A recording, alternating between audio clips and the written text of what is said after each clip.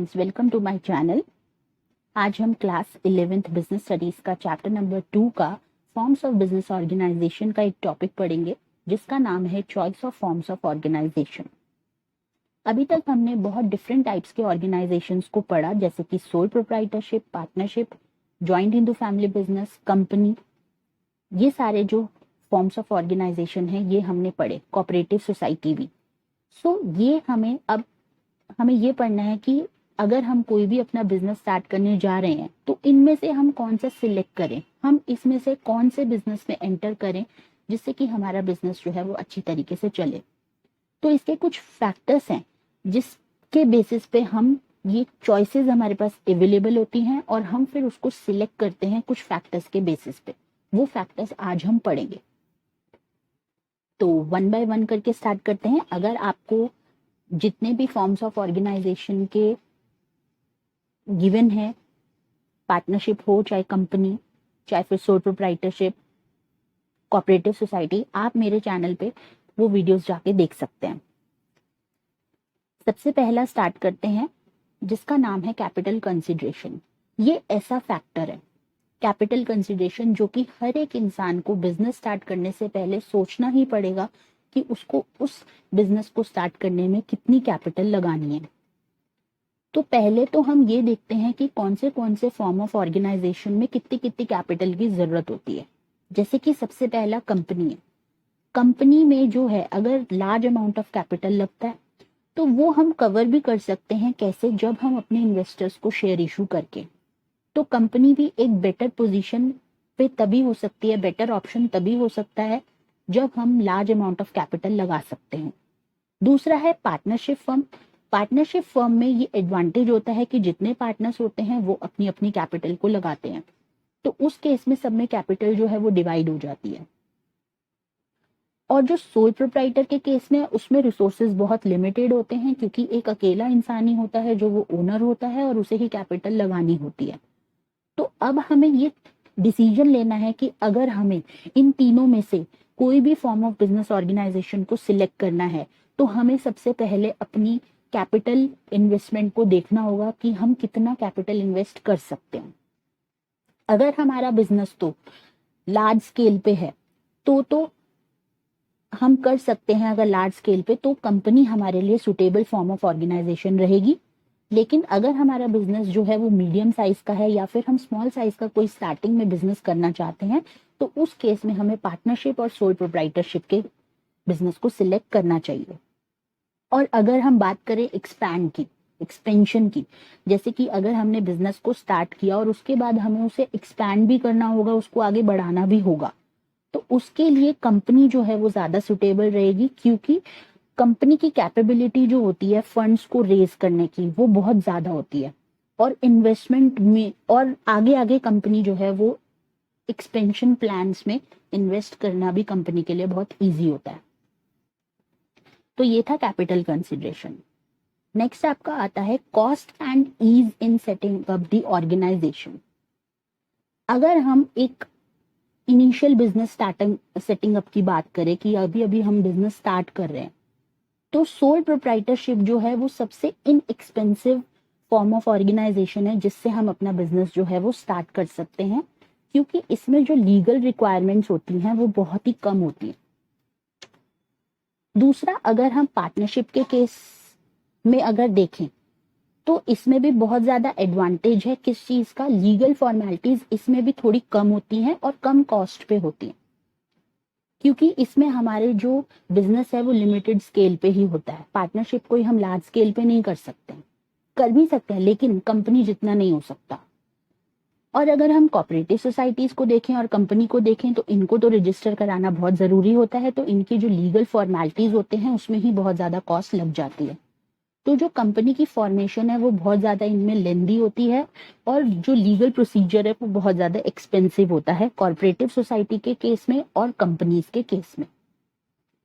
तो अगर हमें इनिशियल कॉस्ट जो है वो कम लगानी है या फिर हमें बहुत स्मॉल स्केल पे बिजनेस करना है तो सोल प्रोप्राइटरशिप जो है वो बेटर फॉर्म ऑफ ऑर्गेनाइजेशन है जिसमें हमारे कम खर्चे होते हैं और कंपनी अगर हमें सिलेक्ट करनी है तो वो बहुत ही कॉम्प्लेक्स और उसमें कॉस्ट बहुत ज्यादा लगती है। इसीलिए स्टार्टिंग इनिशियल पॉइंट पे हमें सोल प्रोप्राइटरशिप से ही स्टार्ट करना चाहिए। नेक्स्ट आपका आता है नेचर ऑफ बिजनेस। अब हमें ये भी तो देखना होगा कि हमारे बिजनेस का नेचर क्या है, किस टाइप का बिजनेस हम लोग कर रहे हैं, मतलब हम किस फील्ड में कर रहे हैं। कपड़े का बिजनेस कर रहे हैं, स्टेशनरी आइटम्स का बिजनेस कर रहे हैं, किसी फूड आइटम का बिजनेस कर रहे हैं, कॉस्मेटिक का बिजनेस कर रहे हैं, तो ये देखना बहुत ज्यादा जरूरी है। अगर तो हमारा डायरेक्ट कांटेक्ट है कस्टमर्स के साथ, अगर हमारा कोई ऐसा बिजनेस है जिसमें हमारे को कस्टमर से डायरेक्ट कांटेक्ट की जरूरत है, जैसे कि आप सब जानते हैं कि ग्रोसरी स्टोर में कस्टमर से डायरेक्ट कांटेक्ट बनाने की जरूरत होती है, तो उस केस में प्रोप्राइटरशिप यानी कि सोल प्रोप्राइटरशिप सही रहेगा, क्योंकि एक अकेला इंसान छोटे स्तर पर अगर बिजनेस स्टार्ट करेगा तो वो कंज्यूमर से डायरेक्ट कांटेक्ट कर पाएगा। अगर हम बहुत बड़ी यूनिट्स पे काम करते हैं जहां पर कस्टमर के साथ डायरेक्ट कांटेक्ट की जरूरत नहीं है, तो हम कंपनी को सिलेक्ट कर सकते हैं, कंपनी फॉर्म ऑफ ऑर्गेनाइजेशन को चुन सकते हैं कि हम कंपनी स्टार्ट कर सकते हैं। और ऐसे ही अगर वो केसेस हैं जहां पे प्रोफेशनल चीजें हैं या फिर professional nature is required, like हम इस तरीके कह सकते हैं, लाइक ट्यूशंस, इस तरीके की जो चीजें होती हैं वो क्या है, वो प्रोफेशनल नेचर है, तो उन केसेस में पार्टनरशिप फॉर्म कई बार ठीक रहती है, क्योंकि अगर अलग अलग टीचर्स आके मिलके एक जगह इन्वेस्ट कर दें और उसको प्रॉपर एक इंस्टीट्यूट बना दें और फिर उसमें बच्चों को अलग अलग अपने अपने सब्जेक्ट्स को पढ़ाया जाए, तो उस केस में पार्टनरशिप ठीक रहती है। बट स्टार्टिंग जो है वो सोल प्रोप्राइटर से ही हो सकती है। अगर हमें डायरेक्ट कांटेक्ट में रहना है कस्टमर के तो sole proprietorship is the best option. और अगर हमें डायरेक्ट कांटेक्ट, हमारा ऐसा बिजनेस ही नहीं है कि जिसमें हम कस्टमर से डायरेक्ट कांटेक्ट करने की कोई बात हो, तो उस केस में हम कंपनी को स्टार्ट कर सकते हैं। नेक्स्ट आपका आता है डिग्री ऑफ कंट्रोल। अब ये डिग्री ऑफ कंट्रोल क्या होता है? जब हमें कोई डिसीजन लेना होता है तो ये डिग्री ऑफ कंट्रोल कहलाता है, या फिर हमें अपने ऑपरेशंस जो हम काम कर रहे हैं उस पे हमारा पूरा कंट्रोल हो। अगर तो हमारे को बहुत ही अच्छे डिसीजन लेने की जरूरत है, डिसीजन मेकिंग पावर की जरूरत है, तो प्रोप्राइटरशिप जो है वो प्रेफर करी जाती है, क्योंकि उसमें डिफरेंट डिफरेंट पार्टनर्स होते हैं, सबकी अपनी अपनी सोच होती है, सबके अपने अपने थॉट्स होते हैं। तो जब हमारे पास डिफरेंट डिफरेंट थॉट्स आते हैं सामने, तो अलग अलग आइडियाज निकल के आते हैं कि हम अपने बिजनेस को कैसे एक्सपैंड कर सकते हैं और कैसे हम अपने बिजनेस को स्मूथली चला सकते हैं। लेकिन अगर ओनर जो है डिसीजन मेकिंग किसी और को नहीं देना चाहता, या फिर वो अगर किसी से डिसीजन मेकिंग में हेल्प लेना चाहता है, वो चाहता है कि मैं एक अकेला डिसीजन नहीं ले सकता हूँ, तो उस केस में भी वो पार्टनरशिप या फिर company form of organization adopt कर सकता है। लेकिन अगर ओनर को ये लगता है कि मैं डिसीजन खुद ही लूंगा, मेरे हाथ में ही सब कुछ होना चाहिए, तो उस केस में सोल प्रोप्राइटरशिप जो है वो बेस्ट ऑप्शन है। नेक्स्ट है आपका मैनेजमेंट एबिलिटी। मैनेजमेंट एबिलिटी क्या होता है कि एक सोल प्रोप्राइटर जो है वो उसको बहुत ज्यादा डिफिकल्टी होती है। अगर हम सोल प्रोप्राइटरशिप के केस में देखें तो सोल प्रोप्राइटर को बहुत ज्यादा मुश्किल होती है कि हर एक एरिया में उसको वो एक्सपर्ट नहीं हो सकता। अगर वो फाइनेंस का काम अच्छा कर लेता है तो मे बी शायद वो मार्केटिंग अच्छा ना कर पाए, तो उसके लिए उसको एक्सपर्ट्स को हायर करना पड़ेगा जो मार्केटिंग में अच्छे हैं, या फिर उसको प्रोडक्शन के लिए भी हायर करना पड़ेगा। Finance, marketing, production, in areas of management में एक सोल प्रोप्राइटर जो है उसको डिफिकल्टी होती है, वो एक्सपर्ट नहीं हो सकता। और अगर हम दूसरे फॉर्म ऑफ ऑर्गेनाइजेशन देखें लाइक पार्टनरशिप या फिर कंपनी, वहां पे तो ऐसी कोई प्रॉब्लम आती ही नहीं है, क्योंकि हमें पर्टिकुलर डिपार्टमेंट के लिए पर्टिकुलर लोग चाहिए। वहां पर डिवीजन ऑफ वर्क भी होता है अकॉर्डिंग टू द स्पेशलाइजेशन, जो जिस में स्पेशलाइज्ड है हम उसको उस के हिसाब से काम जो है वो डिवाइड कर देते हैं कंपनी और पार्टनरशिप में, तो उससे डिसीजन मेकिंग बहुत अच्छा होता है। पर कंपनीज और प्रोप्राइटरशिप के केस में सिचुएशन ऐसी आ जाती है कि कई बार डिवीजन ऑफ वर्क प्रॉपर नहीं हो पाता है। कंपनी के केस में कई बार उस इंसान को काम चला जाता है जो उसमें स्पेशलाइज ना हो, तो उस केस में कॉन्फ्लिक्ट की सिचुएशन जो है वो आ जाती है क्योंकि ओपिनियंस डिफरेंट होती हैं, लोगों की आइडियाज, लोगों की सोच नहीं मिलती है। तो हमें इसमें ये देखना होता है कि नेचर कैसा है हमारे बिजनेस का। अगर तो डिपेंड करता है कि हम किस टाइप का चॉइस सिलेक्ट कर रहे हैं एक ऑर्गेनाइजेशन को लेने में। अगर तो ऑर्गेनाइजेशन के ऑपरेशंस यानी कि जो काम है वो बहुत ही कॉम्प्लेक्स हैं या मुश्किल हैं, जिनके लिए प्रोफेशनल्स की जरूरत है, तो उस केस में तो है जो वो कंपनी फॉर्म ऑफ ऑर्गेनाइजेशन सही ऑल्टरनेटिव रहेगा। लेकिन प्रोप्राइटरशिप और पार्टनरशिप भी सुटेबल हो सकते हैं, लेकिन वहां पर जहां पर जो वर्किंग है, जो ऑपरेशंस है वो सिंपल हो, जहां पे लिमिटेड स्किल्स की जरूरत हो एक बिजनेस को चलाने के लिए। ऐसा ना हो कि हमें वास्ट, हम प्रोप्राइटरशिप बिजनेस में आ जाएं, या फिर हमें प्रोप्राइटरशिप में क्या होता है, एक अकेला इंसान होता है, तो वो बिजनेस करने लगे और उसको जो है, उसकी जो प्रॉब्लम्स हैं, उसके जो काम है, उसने बहुत ही कॉम्प्लेक्स बना लिए, उसने बहुत ही उसको ऐसा उसने बिजनेस स्टार्ट किया कि जिसमें उसको डिफरेंट डिफरेंट एक्सपर्ट्स की जरूरत है। तो एक अकेला इंसान कहाँ तक इन्वेस्ट करेगा, तो उसमें उसको दिक्कत आ जाएगी। ऐसे ही पार्टनरशिप के केस में मे भी शायद 2 पार्टनर्स मिलकर बिजनेस करें, तो अगर उसमें भी उन्होंने कुछ ऐसे ऑपरेशंस, ऐसे काम लिया है जो कि बहुत कॉम्प्लेक्स हो, तो वो भी नहीं कर पाएंगे। तो इस केस में अगर जो है ऑर्गेनाइजेशन के ऑपरेशंस जो है वो कॉम्प्लेक्स है, जिसमें हमें ज्यादा एक्सपर्ट्स की जरूरत है, ज्यादा फील्ड एक्सपैंड करनी है, तो उस केस में हमारा कंपनी जो है वो बेटर रहती है। नेक्स्ट है आपका कंटिन्यूटी। जैसा कि हम सब जानते हैं कि एक सोल प्रोप्राइटर और पार्टनरशिप फर्म जो है वो कुछ ऐसी चीजों से इफेक्ट होती है, लाइक अगर कि किसी की डेथ हो जाती है या कोई इंसॉल्वेंट हो जाता है, हमने ये पढ़ा भी था उसके फीचर्स में, तो वो क्या है, उसकी कंटिन्यूटी जो है वो इफेक्ट होती है। सोल प्रोप्राइटरशिप में एक ही ओनर होता है, अगर ओनर की ही डेथ हो गई या वो इंसॉल्वेंट हो गया तो उसका बिजनेस बंद हो जाएगा। अब ऐसे ही पार्टनरशिप के केस में भी होता है कि पार्टनर्स अगर मिलकर बिजनेस कर रहे हैं तो उसमें से अगर एक भी पार्टनर को कुछ हो जाता है, डेथ हो जाती है या फिर इंसॉल्वेंट हो जाता है या फिर इनसैन हो जाता है, तो उस केस में भी बिजनेस को बंद करना पड़ता है। लेकिन ऐसी चीजें ऑर्गेनाइजेशन जैसे कि Hindu, joint Hindu family business या फिर कोऑपरेटिव सोसाइटी और कंपनी, इस ऐसी सब चीजें इन तीनों बिजनेस फॉर्म ऑफ ऑर्गेनाइजेशन पे कोई इफेक्ट नहीं डालती।